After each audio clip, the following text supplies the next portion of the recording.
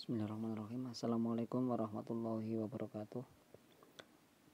Alhamdulillahirrahmanirrahim. Apa kabar semua Bapak Ibu Guru dimanapun berada? Semoga kita semua selalu dalam lindungan Allah Subhanahu wa ta'ala. Amin ya rabbal alamin. Nah, di video kali ini ya mengenai materi ya, kompetensi teknis ya. Ini P3K ya, kompetensi teknis ini pedagogik ya. Mengenai kompetensi pedagogik ya, ini mengenai materi pedagogik ini ya. Ini di kompetensi teknis, baik itu kompetensi teknis PAI, PJOK, guru kelas, ini pasti materi-materi ini ya pasti keluar ya di P3K ya, di tes P3K. Silakan Bapak Ibu Guru untuk memahami ya materi-materi ini juga yang sering keluar juga ya. Ini mengenai materi ini pasti ya keluar. Nah, ini yang pertama beberapa materi penting antaranya ya sebagai berikut. 1. Kerucut Edgar Dell. Nah, pastinya ini keluar ya, sering keluar. Nah, dari kerucut pengalaman Edgar Dell, pengalaman yang dikemukakan oleh Edgar Dell itu memberikan gambaran bahwa pengalaman belajar dapat melalui proses pembuatan atau mengalami sendiri apa yang dipelajari, proses mengamati dan mendengarkan melalui media tertentu, dan proses mendengarkan melalui bahasa. Jadi di sini kerucut pengalaman Edgar Dell ya. Jadi dalam belajar ya, guru itu misalnya memberikan gambaran gitu ya. Bahwa pengalaman belajar dapat melalui proses pembuatan atau mengalami sendiri apa yang dipelajari, proses mengamati. Jadi disuruh mengamati, mendengarkan melalui media. Guru itu memberikan pembelajaran melalui media ya, itu media video misalnya ya, atau proses mendengarkan melalui bahasa seperti itu. Ini pasti keluar ya di sini ya. Silakan Bapak Ibu Guru untuk memahami. Yang kedua itu teori Maslow. Nah, ini tidak asing ya, pasti ini keluar ya. Teori Maslow ini ya, teori hierarki kebutuhan Maslow adalah teori yang diretas oleh Abraham Maslow. Beliau beranggapan bahwa kebutuhan-kebutuhan di tingkat rendah harus terpenuhi atau paling tidak cukup terpenuhi terlebih dahulu sebelum kebutuhan-kebutuhan di tingkat lebih tinggi dapat menjadi hal yang memotivasi. Itu ya, itu biasanya ini di soal itu piramid ya, itu misalnya mengenai kebutuhan ya. Nah, ini dari teori Maslow ini pasti keluar. Silakan Bapak Ibu Guru untuk mencari teori Maslow mengenai kebutuhan-kebutuhannya seperti itu. Kita lanjut ke macam-macam gaya belajar. Ini saya persingkat ya mengenai materinya. Gaya belajar ini auditory itu musik ya, suara atau musik, visual gambar atau video ya, kinestetik gerak atau perilaku ya. Ini gaya belajar ya. Silahkan Bapak Ibu Guru pahami ini ya mengenai 3 macam gaya belajar ini ya. Auditory, visual, kinestetik. Itu biasanya pembelajaran melalui video misalnya, pembelajaran melalui suara, pembelajaran melalui gerak, perilaku. Nah, ini mengenai apa? Misalnya gerak. Nah, gerak atau perilaku ini apa kinestetik, apa auditory, apa visual. Nah, ini ya biasanya seperti itu. Guru memberikan pembelajaran melalui gerakan misalnya. Contoh lain misalnya guru memberikan pembelajaran misalnya dari agama misalnya. Guru memberikan pembelajaran misalnya keteladanan Nabi. Itu di situ kalau misalnya ada ya film tentang kisah Nabi siapa gitu ya. Misalnya kelas 1 misalnya Nabi Soleh atau siapa gitu ya. Itu kalau ada filmnya seperti itu ya. Berarti itu kayak belajar mengenai apa auditori, apa visual, apa kinestetik seperti itu. Silakan Bapak Ibu Guru pahami ya. Di situ biasanya ranahnya itu guru memberikan pembelajaran untuk memotivasi gitu ya, untuk menambah pemahaman siswa seperti itu.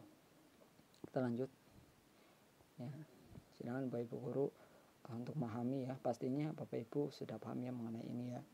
Nah itu saya ini ringkaskan. Nah ini yang nomor 4, syntax discovery. Nah, discovery dilakukan melalui observasi, klasifikasi, pengukuran, prediksi, penentuan, dan referensi dan inferensi. Proses di atas disebut cognitive process.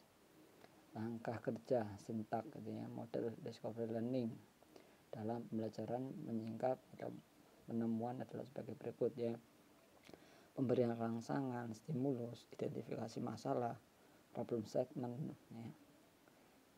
Terus pengumpulan data, data collection, pengolahan data, data processing, pembuktian, verification, dan menarik kesimpulan generasi atau generation.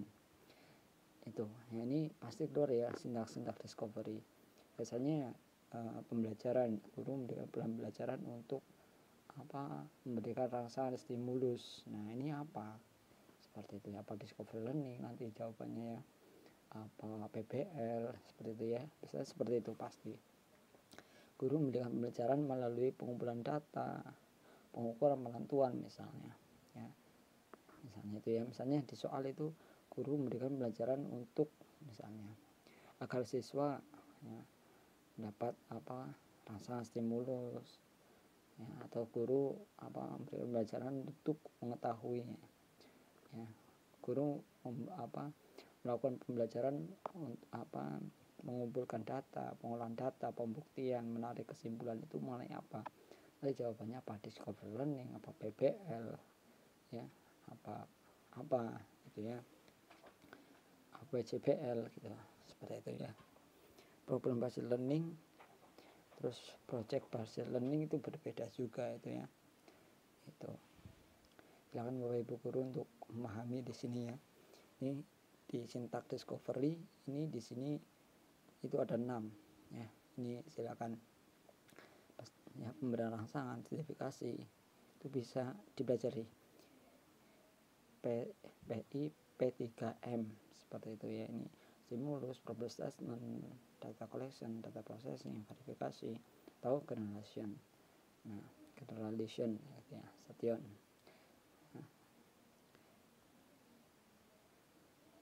Ya itu silakan itu dipahami ya. Ini mana ini besok pasti soalnya itu bentuk seperti itu ya, guru dalam melakukan pembelajaran ya, itu misalnya ya agar siswa lebih paham, memberikan rangsangan dan identifikasi masalah, pengumpulan data ya, pengolahan data, pembuktian itu ya, di situ. Terus kita lanjut ke nomor 5, ini pasti soal yang keluar ya, yang sering keluar ini. Kita nomor 5 itu ini syntax inquiry. Tadi kan syntax discovery ya, ini inquiry itu orientasi yang pertama ya. Pada tahap ini guru melakukan langkah-langkah untuk membina suasana atau iklim belajar yang kondusif. Ini bisa soalnya. Hal yang dilakukan guru dalam tahap orientasi ini antara lain ya, menjelaskan topik, tujuan, hasil belajar yang hendak dicapai, menjelaskan pokok kegiatan yang harus dilakukan murid, malah memberikan motivasi belajar. Seperti itu ya orientasi ini ya, seperti itu. Nah, misalnya ini tadi ya, ini syntax inquiry, orientasi, merumuskan masalah, merumuskan hipotesis. Hipotesis adalah jawaban sementara dari suatu permasalahan yang dikaji. Sebagai jawaban sementara, hipotesis perlu diuji kebenarannya. Mengumpulkan data, menguji hipotesis, merumuskan kesimpulan, hampir sama dengan discovery gitu ya. Nah ini ya, ada kesimpulan ini juga merumuskan kesimpulan. Kalau merumuskan kesimpulan itu berarti syntax inquiry. Mengumpulkan data ini juga ya. Nah, seperti itu hampir sama ya. Yang penting ini di sini jangan sama tapi berbeda gitu ya. Ada macam-macamnya. Sampai 5 dulu ya. Ini besok kita lanjut lagi. Ya, silakan Bapak Ibu guru pahami mengenai teori, materi, kompetensi pedagogi ya. Ini materi pedagogik ya, untuk kompetensi teknis itu pasti ini sering keluar ya, ada banyak bagi ya. Demikian yang dapat saya sampaikan, semoga bermanfaat dan semoga keluar di tahap 3 nanti. Yang penting untuk terus berdoa kepada Allah Subhanahu wa taala, minta doa, minta restu kepada orang tua ya, kepada rekan-rekan Bapak Ibu guru, dan terus berikhtiar ya, berusaha terus bertawakal kepada Allah Subhanahu wa taala. Semoga apa yang Bapak Ibu inginkan, apa yang Bapak Ibu guru hajatkan, doakan, Allah Subhanahu wa taala mengabulkan. Bagi yang baru menemukan channel ini, silahkan bantu subscribe, like, dan share.